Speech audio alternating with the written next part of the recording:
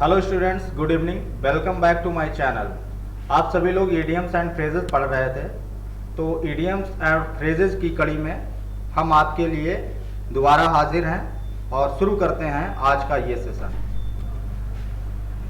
पहला क्वेश्चन है to leave someone in the lurch. इसका मतलब होता है किसी को परेशानी में छोड़ देना, यानी कि किसी को, सभी लोग नोट कर सकते हैं, किसी को मुसीबत में छोड़ देना, मुसीबत में छोड़ देना। ठीक है, तो इसमें अब कौन सा ऑप्शन मैच कर रहा है? पहला ऑप्शन है to come to compromise with someone, किसी के साथ समझौता करना, ये भी नहीं मैच कर रहा है, ये ऑप्शन नहीं होगा। दूसरा है constant source of annoyance to someone, ये भी नहीं होगा। इसका मतलब ये है कोई लगातार सोर्स जो गुस्सा दिला रहा हो किसी को।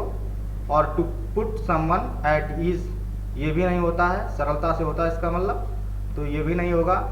To desert someone in his difficult, इसका मतलब होता है किसी को मुसीबत में छोड़ देना। तो इसमें हमारा ऑप्शन है डी करेक्ट है। बढ़ते हैं अगले क्वेश्चन की तरफ। टू प्ले सेकेंड फिडल, इसका मतलब क्या होता है? इसका मतलब होता है दोयम दर्जे का होना, दोयम दर्जे का, दोयम दर्जे का होना। ठीक है, तो किसमें इसका ऑप्शन मैच कर रहा है? First option to be heavy cheerful and healthy, यानी कि खुश होना और स्वस्थ होना, तो ये भी नहीं मैच कर रहा है, ये ऑप्शन नहीं होगा। To reduce importance of one senior, किसी भी अपने सीनियर का इम्पोर्टेंस रिड्यूस करना, तो ये भी नहीं होगा। To support the role and view of another person, ये होगा, यानी कि आप किसी के रोल को सपोर्ट ही कर रहे हैं, लेकिन जो मुख्य है वो कोई दूसरा व्यक्ति है, यानी आप किसी व्यक्ति के पीछे से काम कर रहे हैं, तो आप वहाँ पर दोयम दर्जे के हैं, इम्पॉर्टेंट कोई दूसरा है। तो इसमें हमारा सी ऑप्शन करेक्ट है। To do back seat driving, ये भी नहीं होगा। ठीक है, बढ़ते हैं नेक्स्ट क्वेश्चन की तरफ। टू बैक द क्वेश्चन, इसका मतलब क्या होता है? इसका मतलब होता है किसी चीज को ये मान लेना कि फला चीज बिल्कुल सही होगी, यानी कि assume that the thing is unquestionable. ठीक है,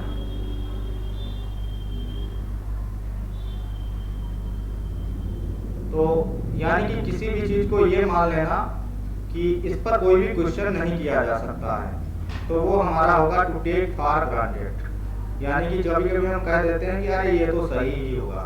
टू बैक द क्वेश्चन, जिस पर कोई भी क्वेश्चन न किया जा सके, वो उसका अर्थ आता है टू टेक फॉर ग्रांटेड में।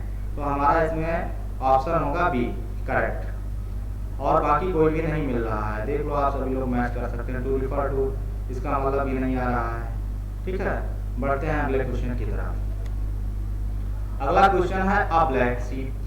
ब्लैक शीप का मतलब क्या होता है? ब्लैक शीप का मतलब होता है बदनाम व्यक्ति, बदनाम व्यक्ति। ठीक है, तो एन अनलकी पर्सन का मतलब होता है कोई भी व्यक्ति जो अनलकी हो, अनलकी पर्सन, ये भी नहीं होगा। कोई भी व्यक्ति जो लकी हो। एन अगली पर्सन का मतलब भद्दा व्यक्ति हो जाएगा। A partner who takes no share of the profit, तो इसमें जो हमारा ऑप्शन होगा बदनाम व्यक्ति है, तो हम एन अगली पर्सन लगा सकते हैं। ठीक है, A partner who takes no share of the profit। ठीक है, बढ़ते हैं नेक्स्ट क्वेश्चन की तरफ। A man of straw, इसका मतलब क्या होता है? इसका मतलब होता है A man of no substance, यानी कि ऐसा व्यक्ति जिसका कोई मतलब ना हो, ऐसा व्यक्ति, व्यक्ति जो तुच्छ हो, तुच्छ हो। ठीक है, आप सभी लोग समझ रहे होंगे कि इसमें मैन की जो कंपैरिजन है वो स्ट्रा से की गई। स्ट्रा का मतलब होता है तिनका, तिनका। ठीक है, तो इसमें हमारा ए ऑप्शन करेक्ट है। बी में कहता है वेरी एक्टिव पर्सन, जो कि होगा नहीं, मैच नहीं कर रहा। अवर्दी फेलो, ये भी नहीं होगा। एन अनरीजनेबल पर्सन, ये भी नहीं होगा। मैच कर रहा है सिर्फ आ ऑप्शन। ठीक है, बढ़ते हैं नेक्स्ट क्वेश्चन की तरफ। टू स्मेल अ रैट, इसका मतलब क्या होता है? ये बहुत बार परीक्षाओं में पूछा जाता है और कॉमनली आस्क्ड क्वेश्चन है। टू स्मेल रेट का मतलब होता है टू सस्पेक्ट। टू सस्पेक्ट यानी किसी पर संदेह करने को हम टू स्मेल अ रैट कहते हैं। ठीक है, तो किस में मैच कर रहा है आप सभी लोग देख सकते हैं। ए में तो कह रहा है to see signs of plague epidemic, यानी कि प्लेग महामारी के साइन देखना। To get bad smell of a bad dead rat, ठीक है, ये भी नहीं होगा। और इसमें मैच कर रहा है हमारा C option, to suspect foul dealings, यानी फाउल डीलिंग्स जो हुई हैं उन पर संदेह करना। तो सी ऑप्शन करेक्ट है। आप सभी लोग इसमें सी ऑप्शन टिक करेंगे। नेक्स्ट क्वेश्चन क्या कहता है? नेक्स्ट क्वेश्चन कहता है to hit the nail right on the head. इसका मतलब क्या होगा? इसका मतलब होता है, कह सकते हैं कि आइडेंटिफाई एग्जैक्टली, आइडेंटिफाई एग्जैक्टली। ठीक है, तो इसका सेंस किस में आ रहा है? 4 ऑप्शन दिए गए हैं, इनमें से कोई एक है। To do the right thing, एक ऑप्शन तो ये है। B option to destroy one's reputation, अपनी रेपुटेशन को खराब करना, ये तो बिल्कुल ही नहीं होगा। और दूसरा क्या है? To announce one's fixed views, अपने फिक्स्ड व्यूज को अनाउंस करना, तो ये भी नहीं होगा। To teach someone a lesson, किसी भी व्यक्ति को एक लेसन देना, तो ये भी नहीं होगा। हमारा ऑप्शन जो है फर्स्ट मैच करता है, तो इसमें फर्स्ट होगा। बढ़ते हैं अपने अगले क्वेश्चन की तरफ। अगला क्वेश्चन हमारा है to set one's face against, यानी किसी भी चीज के विपरीत अपने फेस को सेट कर देना। इसका मतलब ये होगा कि किसी भी चीज का विरोध करना। क्या होगा?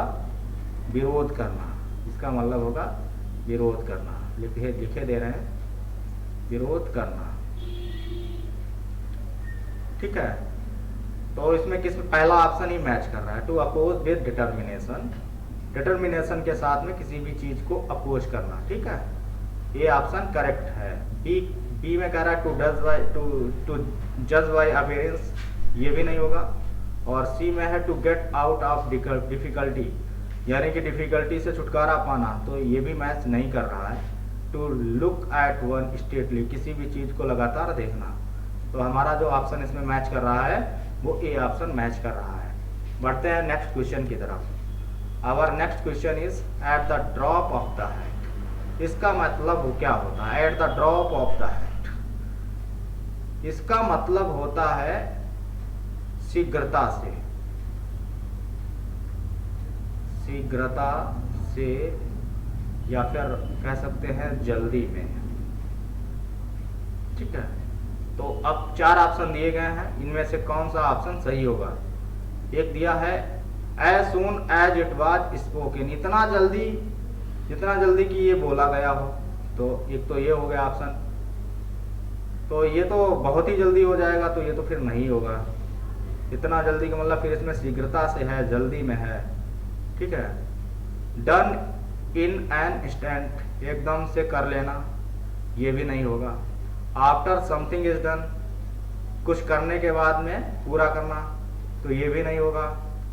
बी ऑप्शन हमारा करेक्ट ऑप्शन है। इसमें कह रहा है done easily without any preparation, यानी कि शीघ्रता से कर लेना, विदाउट एनी प्रिपरेशन, बिना किसी तैयारी के, शीघ्रता से कर लेना, शीघ्रता से बिना किसी तैयारी के।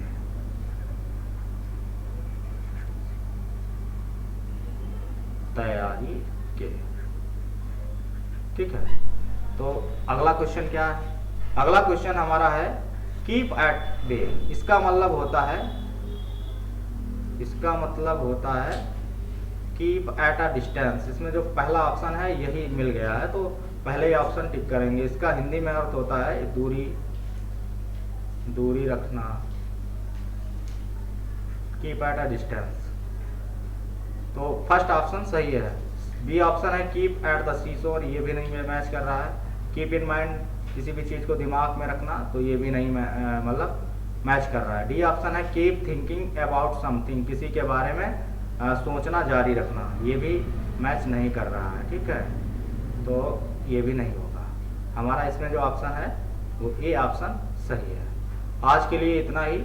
देखते रहिए हमारे डेली के सेशन, क्योंकि डेली के सेशन बहुत ही इम्पोर्टेंट है आपकी परीक्षाओं के लिए। धन्यवाद।